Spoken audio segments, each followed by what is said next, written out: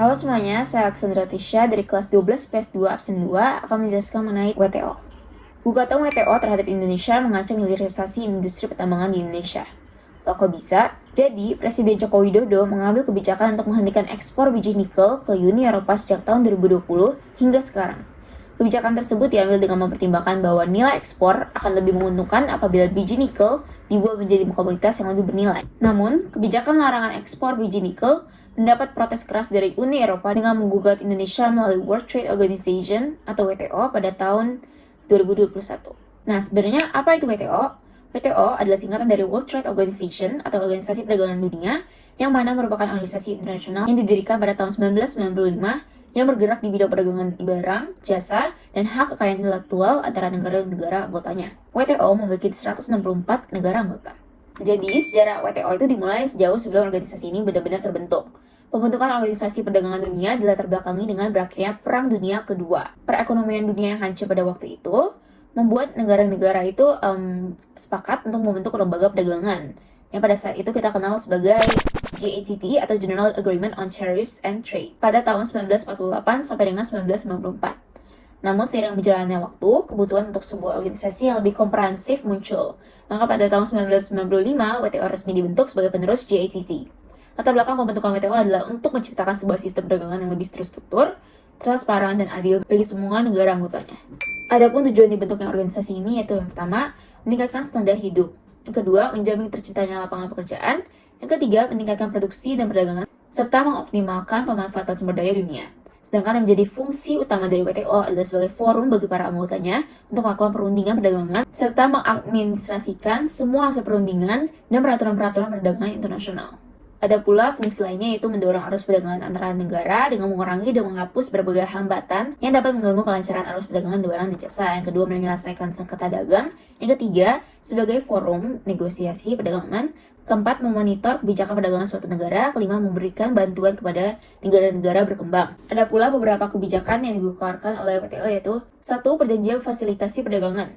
Perjanjian ini bertujuan untuk melancarkan arus keluar masuk barang antar negara di pelabuhan dengan melakukan reformasi pada mekanisme pengeluaran dan pemasukan barang yang ada. Arus masuk keluar barang yang lancar di pelabuhan tentu akan dapat mendukung upaya pemerintah Indonesia untuk meningkatkan daya saing perekonomian dan memperluas akses pasar produk ekspor Indonesia di luar negeri. Selain itu, ada juga kebijakan perdagangan barang di bawah WTO dalam bidang pertanian adalah The Agreement on Agriculture atau AOA. AOA berlaku sejak tanggal 1 Januari 1995, di mana setiap negara harus mereformasi kebijakan perdagangan di bidang pertanian dalam rangka menciptakan sistem perdagangan yang adil dan berorientasi pasar. Persetujuan tersebut juga meliputi isu-isu di luar perdagangan seperti ketahanan pangan, perlindungan lingkungan, dan melakukan khusus dan berbeda bagi negara-negara berkembang, termasuk juga perbaikan kesempatan dan persyaratan akses untuk produk-produk pertanian bagi negara-negara tersebut. Ada pula kebijakan seperti peningkatan tarif. Itu prinsip ini diatur dalam pasal 2 GATT 1994 yang menyatakan bahwa setiap negara anggota GATT atau WTO harus memiliki daftar produk yang tingkat bea masuk atau tarifnya harus diikat. Lalu, kebijakan perlakuan nasional atau national treatment yaitu menyatakan bahwa persyaratan suatu negara tidak diperkenankan untuk memberlakukan diskriminasi antara produk impor dengan produk dalam negeri. Jenis tindakan yang dilarang berdasarkan ketentuan ini antara lain adalah seperti pungutan dalam negeri, undang-undang, dan peraturan lainnya. Nah, peran organisasi ini dalam bidang internasional maupun nasional yaitu yang pertama, mendorong pertumbuhan ekonomi. Dengan mengurangi hambatan perdagangan dan mendorong persaingan, WTO telah berkontribusi pada pertumbuhan ekonomi dan kemakmuran global pastinya. Yang kedua yaitu stabilitas perdagangan. Mekanisme penyelesaian sengketa WTO membantu menjaga stabilitas dalam perdagangan internasional dengan menyediakan forum untuk menyelesaikan konflik perdagangan secara damai. Ada pula prediktabilitas. Aturan WTO menyediakan kerangka kerja yang dapat diprediksi untuk melakukan perdagangan, memberikan kepercayaan kepada bisnis untuk berinvestasi dan terlibat dalam perdagangan lintas batas. Yang keempat, pembangunan. WTO mengakui kebutuhan khusus dalam kepentingan negara-negara berkembang, menawarkan bantuan dan dukungan kepada mereka untuk meningkatkan kapasitas perdagangan mereka.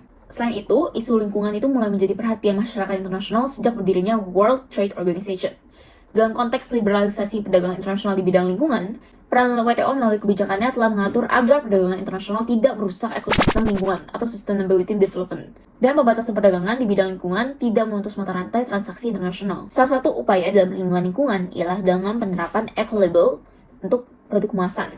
Namun di sisi lain, dengan adanya liberalisasi perdagangan yang merambah sampai di bidang lingkungan, sedikit banyak berimplikasi pada lingkungan tropis, seperti negara Indonesia. Terkait dengan partisipasinya, dampak WTO itu bagi Indonesia terbagi menjadi positif dan negatif.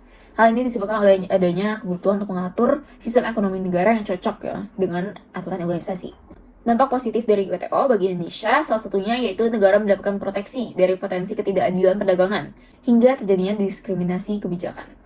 Selain itu juga dapat meningkatkan kinerja, khususnya bagi Indonesia yang dapat menjamin terciptanya lapangan pekerjaan baru, meningkatkan produksi dan perdagangan, dan mengoptimalkan pemanfaatan sumber daya dunia. Di sisi lain, dampak negatif dari WTO adalah terlibatnya perusahaan asing hingga tahap menguasai pada sektor perdagangan pokok. Selain itu, barang-barang produksi dalam negeri terganggu akibat masuknya barang impor yang dijual lebih murah dalam negeri, yang menyebabkan industri dalam negeri itu mengalami kerugian yang besar. Ada pula munculnya ketergantungan dengan negara maju, dan terjadinya persaingan yang tidak sehat karena pengaruh perdagangan bebas. Dan terakhir, bila tidak mampu bersaing, maka pertumbuhan perekonomian negara akan semakin merendah dan bertambahnya pengangguran dalam negeri. Hasil yang saya dapatkan dari organisasi WTO ini adalah tentunya persatuan.